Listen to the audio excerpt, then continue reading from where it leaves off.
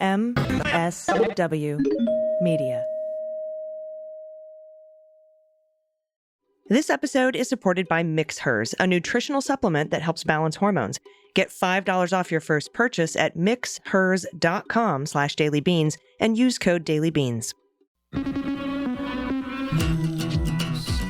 with swearing.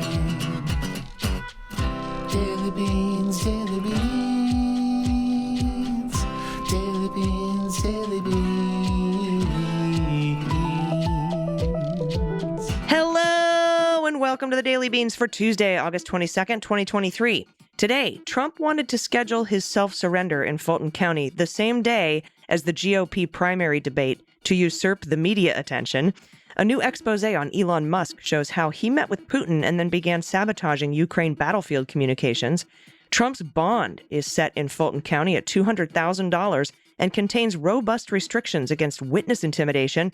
And Jack Smith responds to Trump's April 2026 trial date recommendation for the conspiracy against rights case. I'm Allison Gill. And I'm Dana Goldberg. Ooh, boy. I know. Quite a news day.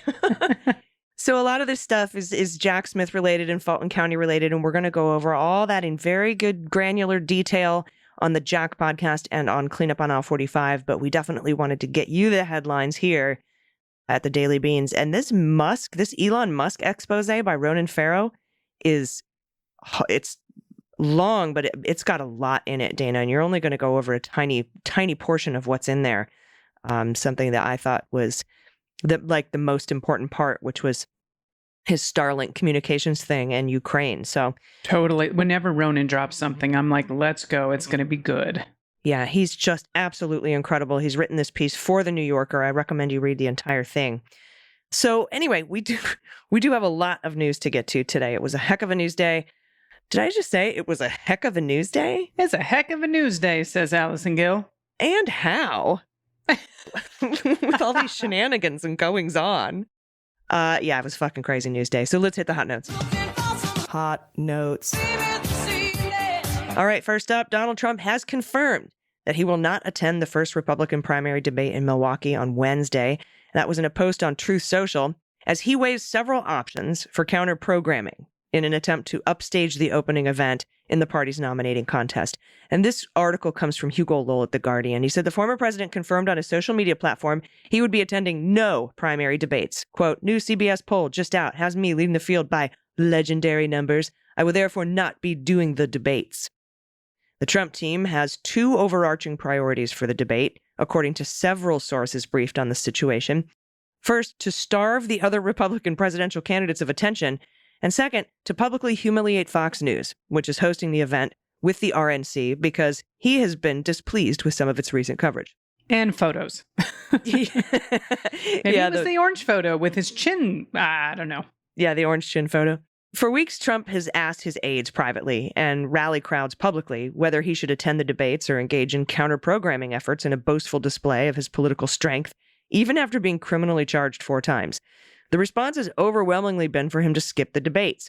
Trump has told allies he intends to shun the event and that his sit-down interview with former Fox News host Tucker Carlson, which he taped in recent days, could be released around the same time.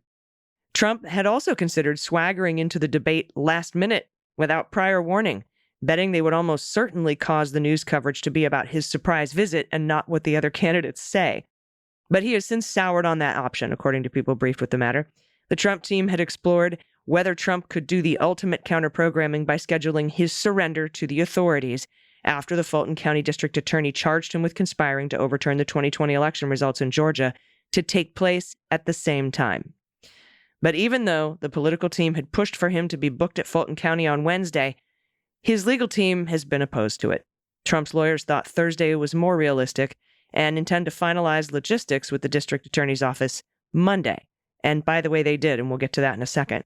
At the meeting with Fulton County District Attorney Fani Willis, Trump's lawyers are expected to negotiate the scope of his surrender, including whether the former president will have his mugshot and weight released. The Trump campaign has asked the lawyers for there to be no photograph, mostly because aides have produced a flattering quote-unquote mugshot, which they completely fabricated, and have used on promotional materials, even though Trump once thought getting arrested and photographed would make him look defiant. The political team has since recalibrated for a potential surrender on Thursday morning, followed by a news conference, which they see as additionally beneficial because it would almost certainly drown out coverage of the debate from the previous night. Now, Fox News execs and hosts have reportedly been begging Trump to take part in the debate. Last month, the Fox News president, Jay Wallace, and CEO Suzanne Scott went to Bedminster personally to try to convince him to go and came away thinking he might still participate. But Trump's been openly attacking Fox News since the launch of his presidential campaign, in part because of its positive coverage of Ron DeSantis, and has privately lashed out at the Fox Corporation chairman, Rupert Murdoch. Let them fight. I love it. That story should be part of the fairy tale hour that we've been talking about that possibly may go into the beans. But last month, the Fox News president, Jay Wallace, and CEO Suzanne Scott went to Bedminster to convince Trump to attend and came away thinking he could still participate. That'd be a good one. To the magical land of Bedminster. Indeed. Where classified documents go to die. All right, this is from Kyle Cheney at Politico. Donald Trump's attorneys have signed an order setting his bond and racketeering charges in Georgia at $200,000 and binding Trump to a set of rules that he is sure to break that explicitly limit his ability to use social media to attack witnesses or co-defendants in the case. The 3-page order signed by Georgia Superior Court Judge Scott McAfee sets the conditions of Trump's pretrial release in the case, which stems from his effort to, as we know, subvert the 2020 election.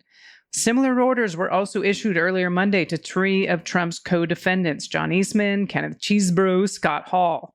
But Trump's included a more explicit order on witness intimidation. I can't understand why. Explicitly referencing the former president's ability to use the social media platform to level attacks related to the case.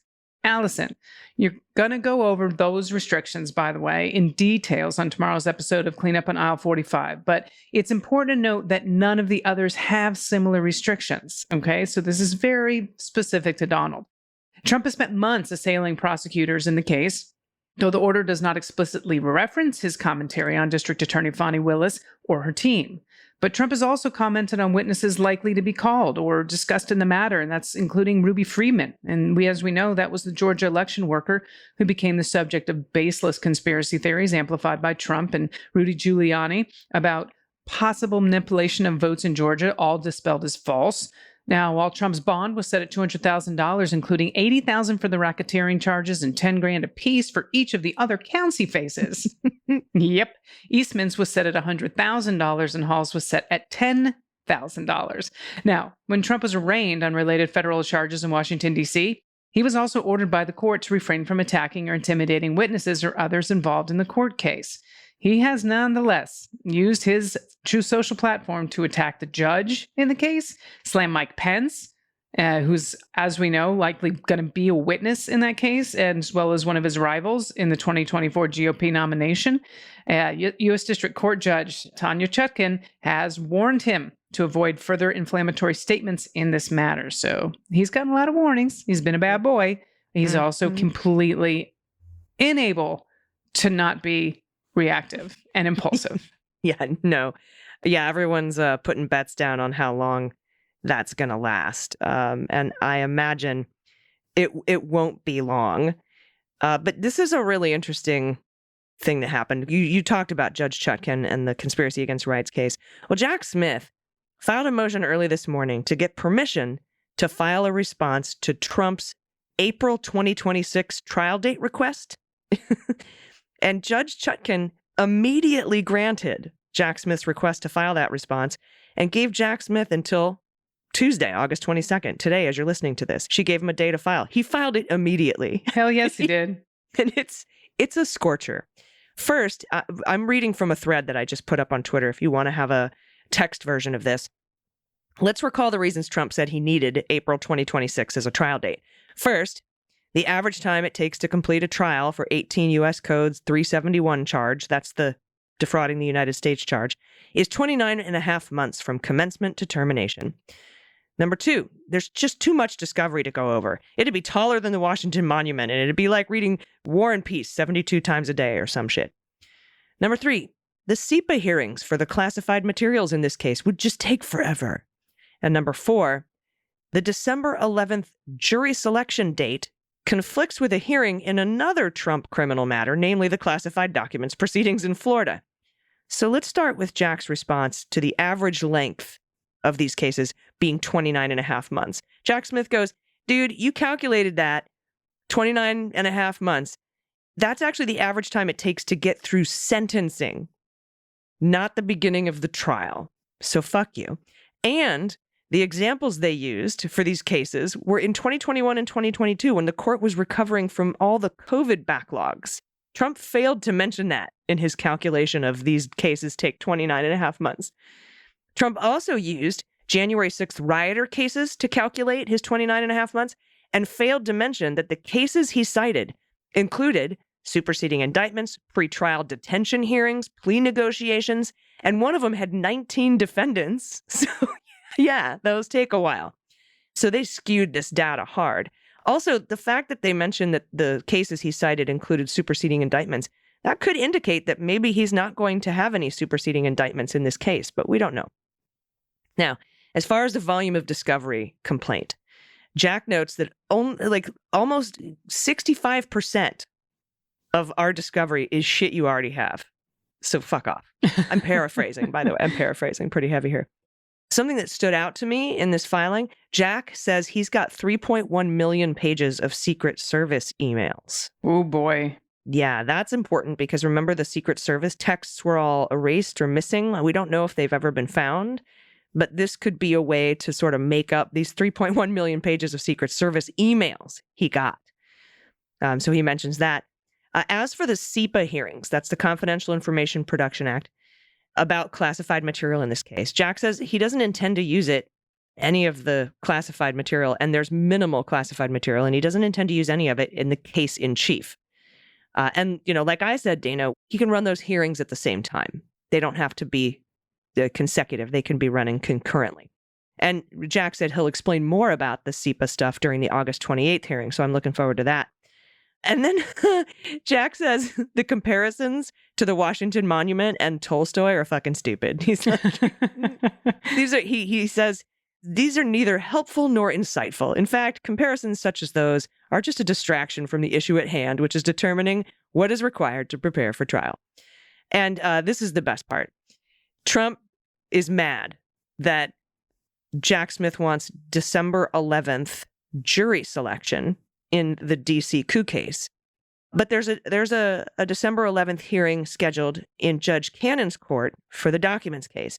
And Trump even filed a thing with Judge Cannon, like, look at this. They hate you. They think you're stupid. They scheduled their jury selection the same time as your honor's hearing. You should take the appropriate action. Well, Jack addressed that in this filing in DC. And this is so funny because this is exactly what Andy said on the episode of Jack that's out now. He's like, the DOJ will probably be like, fine, it won't be December 11th. How about December 12th? And that's basically what they did. So the whole thing is on my Twitter account. If you want to read it, @MullerSheWrote. It's a pretty great filing. And we'll see what happens on August 28th when Judge Chutkan makes the decision about when to hold the trial.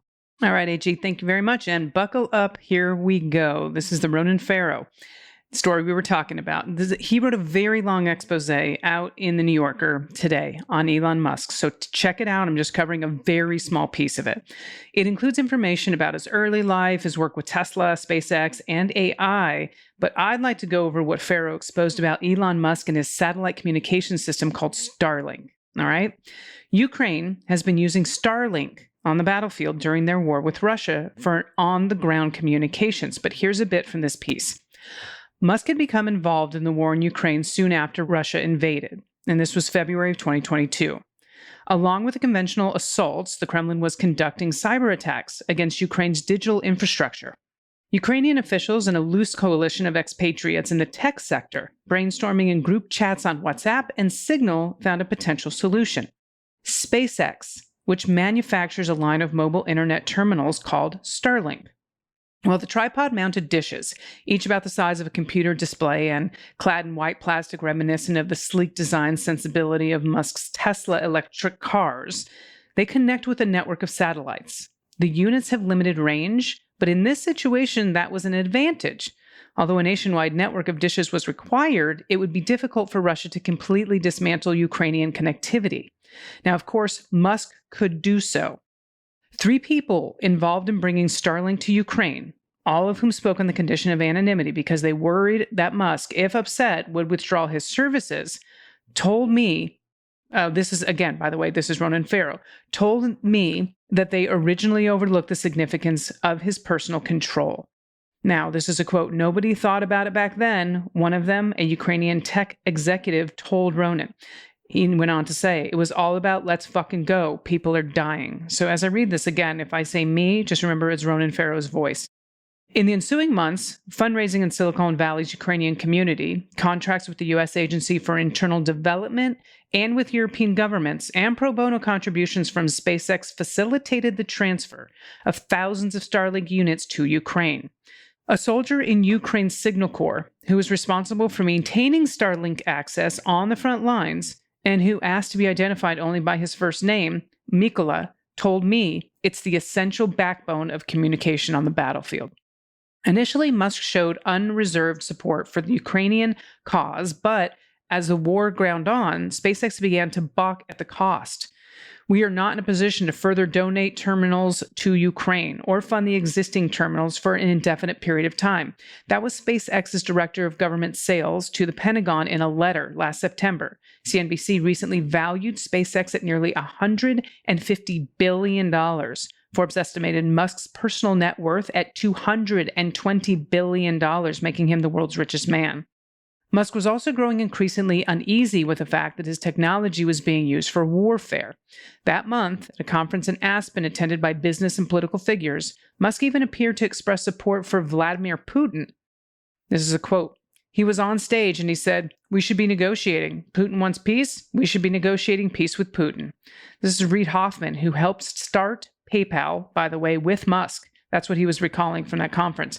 Musk seemed, he said, to have bought what Putin was selling, hook, line, and sinker. A week later, Musk tweeted a proposal for his own peace plan, which called for new referendums to redraw the borders of Ukraine and granted Russia control of Crimea, the semi-autonomous peninsula recognized by most nations, including the United States, as Ukrainian territory. In later tweets, Musk portrayed as inevitable an outcome favoring Russia and attached maps highlighting eastern Ukrainian territory, some of which he argued prefer Russia. Now, Musk also polled his Twitter followers about the plan, which is just fucking weird, by the way. Well, that's official. That's official. Millions responded, mostly his bots. That's not in the story. About 60% rejected the proposal. Vladimir Zelensky, as we know, Ukraine's president, tweeted his own poll asking users whether they preferred the Elon Musk who supported Ukraine or the one who's now seemed to back Russia, which is hysterical because, as we know, Zelensky used to be a comic, so I'm not surprised he's got chops. Now, the former won, by the way. Though Zelensky's polls had a smaller turnout, Musk has more than 20 times as many followers. By then, Musk's sympathies appeared to be manifesting on the battlefield. One day, Ukrainian forces advancing in contested area in the south found themselves suddenly unable to communicate. This is a quote. "We were very close to the front line," Mykola, the Signal Corps soldier, told Ronan. Sorry, it's hard for me reading this because it's Ronan's voice, but he told me. "We crossed this border and the Starlink stopped working. The consequences were immediate." Went on to say, "Communications became dead. Units were isolated. When you're on offense, especially for commanders, we need a constant stream of information from battalions. Commanders had to drive to battlefield to be in radio range, risking themselves," Mykola said. "It was chaos. Ukrainian expats who had raised funds for the Starlink units began receiving frantic calls. The tech executive recalls a Ukrainian military official telling him, 'We need Elon now.' 'How now?' he replied. 'Like fucking now,' the official said. 'People are dying.' Another Ukrainian involved told me that he was awoken by a dozen calls saying they'd lost connectivity and had to retreat. The Financial Times reported that outages affecting units in, is it Kherson? Kherson? You're going to have to help me with these. Kherson, Zaporizhzhia, Kharkiv, Donetsk, and Luhansk. Thank you so much. American and Ukrainian officials told me they believe that SpaceX had cut the connectivity via geofencing, cordoning off areas of access. Yeah, that's something that he had to do. He had to do that. He had to Right. cut off like those- actively do that. He had to have done that. Mhm. Yes. Now, this is the end of it. Again, this is Ronan. And Musk's pro-Putin stance aligns with his goals in China. Keep China happy because that's where he makes Teslas. Beijing disapproved of Musk helping Ukraine because they lend support to Russia. That explains Musk's desire to hand Taiwan over to China. This is an incredible story. You're going to want to read the whole thing. Again, it's the New York Times, Ronan Farrow, and we recommend going there immediately if you're interested in this, and you should be because it's about national security. It's truly harrowing. The stuff about PayPal and SpaceX and Tesla isn't much better. Yeah. It's really an incredible expose. Hats off to Ronan Farrow. I hope he wins a Pulitzer for this. All right, we have to take a quick break. Everybody stick around. We'll be right back. After these messages, we'll be right back. Hey, everybody. Do you recall those weird health classes in middle school? They taught us about hormones, but nobody mentioned how your hormones could be out of balance. As an adult, I've come to appreciate the essential nature of balance, and Mix Hers has helped me find it within my own body. Their natural supplements designed specifically for women have made an enormous impact on my health. Mixers simplifies hormonal health with nutritional supplements designed for every stage of life. From that very first period to the onset of hot flashes, they have something for everyone. Did you know the leading cause of hormonal imbalance is nutritional deficiency? That's where Her Time steps in, delivering the precise nutrients your hormones need to settle and function properly. This is not a quick fix. Her Time is created for daily consumption, promoting consistent internal health. And you can trust Mix Hers. Every product is 100% natural and gluten-free with no artificial flavors, colors, or preservatives. Nothing like that. And my favorite product is Her Thrive. It's specifically formulated with ingredients to target hormone fluctuations that cause a range of menopausal symptoms. I just aged myself there, but this has really helped. It does for me so many things. It boosts my energy, it boosts my mood, offers relief from night sweats and hot flashes. Plus, the taste is amazing. Healthy options like this are a priority for me, and Mix Hers nails it. You've heard the buzz about Mix Hers, but this is your sign to give it a try. Mix Hers birthday sale is live. Get 15% off site-wide. Plus, if you subscribe, you lock in that 15% discount for the lifetime of your subscription. Are you ready to take your hormone health seriously? Head to mixhers.com/dailybeans and use code dailybeans for an additional $5 off your first purchase of hormone-friendly, highly absorbable, delicious drink supplements. Everybody, welcome back. It's time for the good news. Who likes good news, everyone? Then good news, everyone.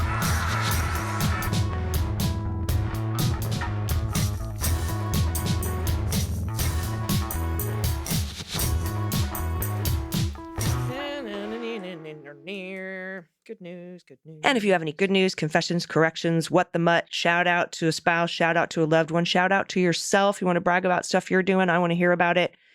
Small business in your area that needs support, send your pod pet tax. And if you don't have a pod pet, you can send an adoptable pet in your area. Anything you want to send to us, anything at all, baby pictures, frog orgies, whatever it is, river and riverfront cleanup operations that you do and interesting things that you find, you can send that to us at dailybeanspod.com and click on contact.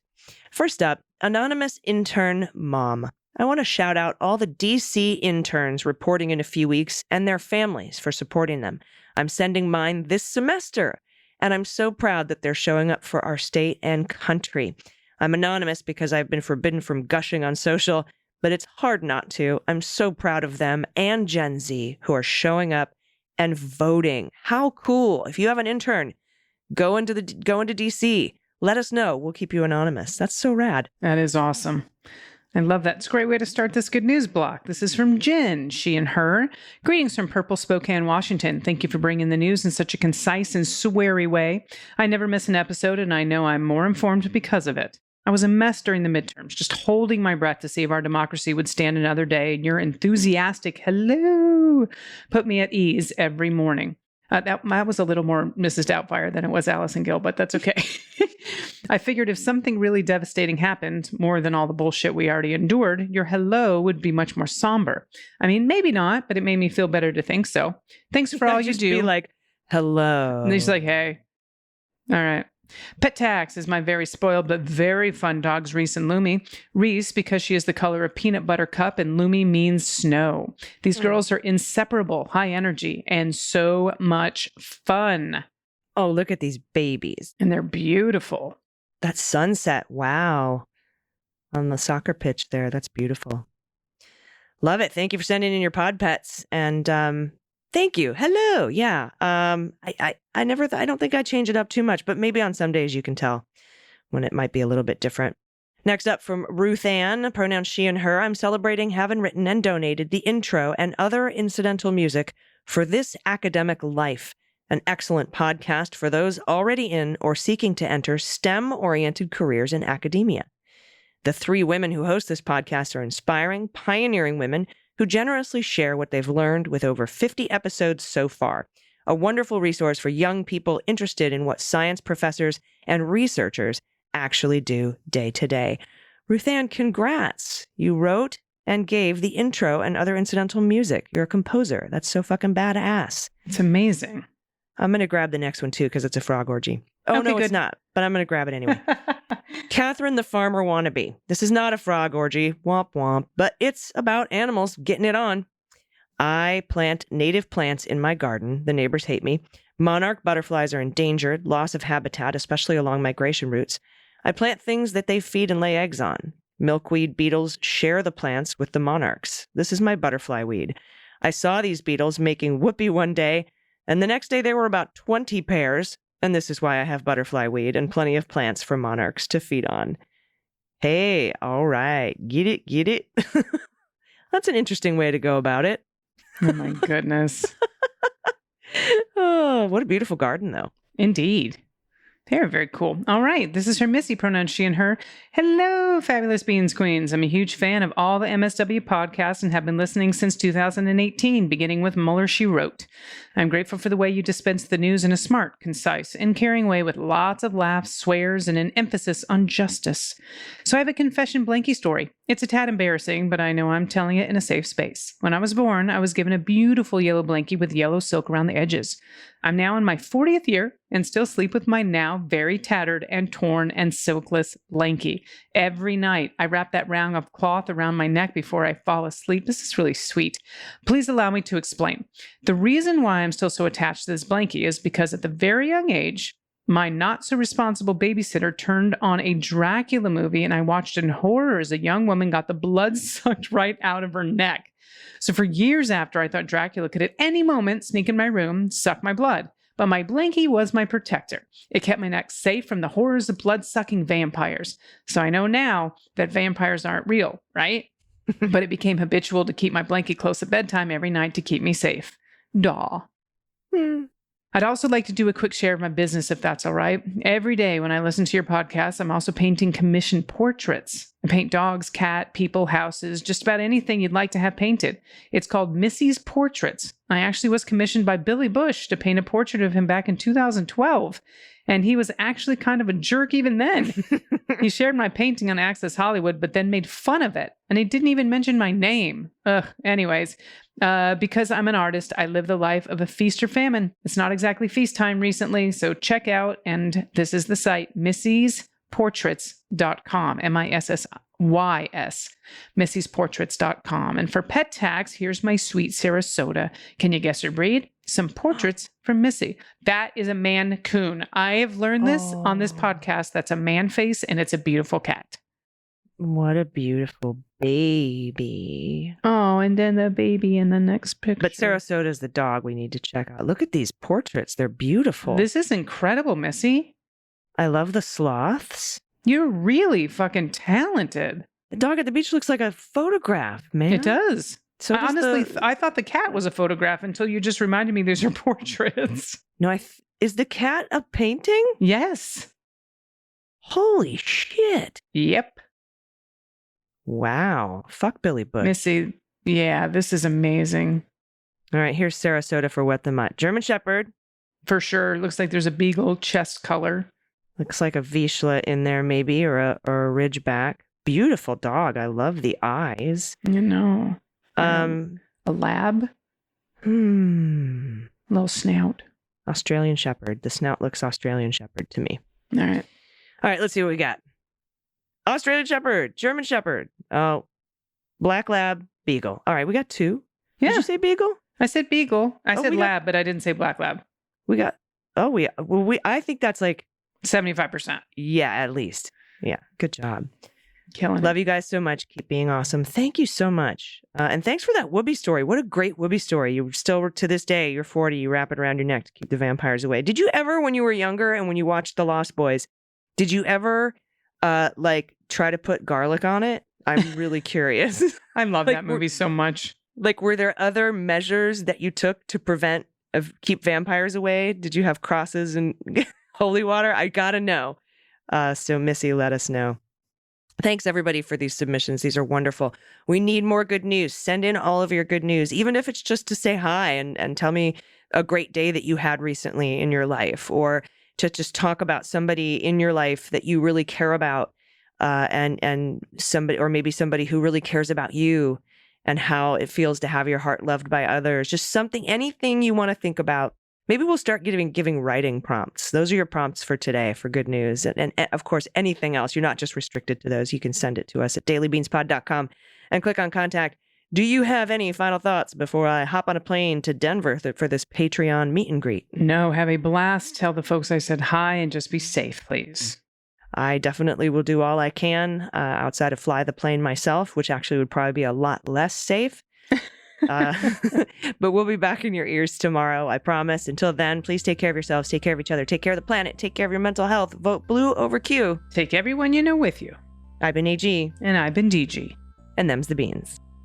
The Daily Beans is written and executive produced by Allison Gill, with additional research and reporting by Dana Goldberg. Sound design and editing is by Desiree McFarlane, with art and web design by Joelle Reeder with Moxie Design Studios.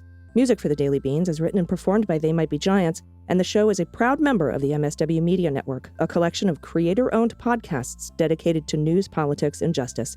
For more information, please visit mswmedia.com.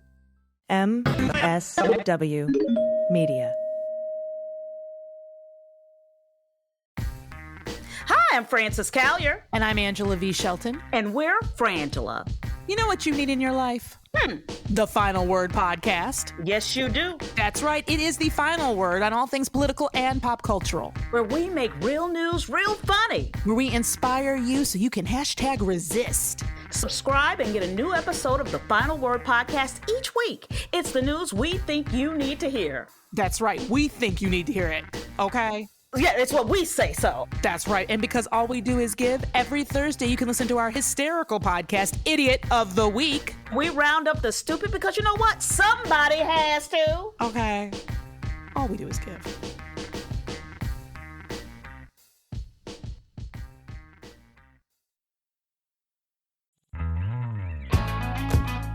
You voted. I did. You protested. Again. You postcarded. So many Sundays. You posted on social media. Got some likes. And you're still reeling from all the terrible news. Yeah, but what else can I do? I'm Kelly. I'm Lila. And we're going to help you figure that out. Each week, we'll interview people on the front lines of political action about the things they actually did to take action. What got them started, who helped them along the way, and what they do differently if they had it to do all over again. And in the process, we'll give you concrete advice about how to take the leap from freaking out on Twitter to making a difference. Follow What Can I Do wherever you listen to podcasts, or tune in on whatcanidopodcast.com.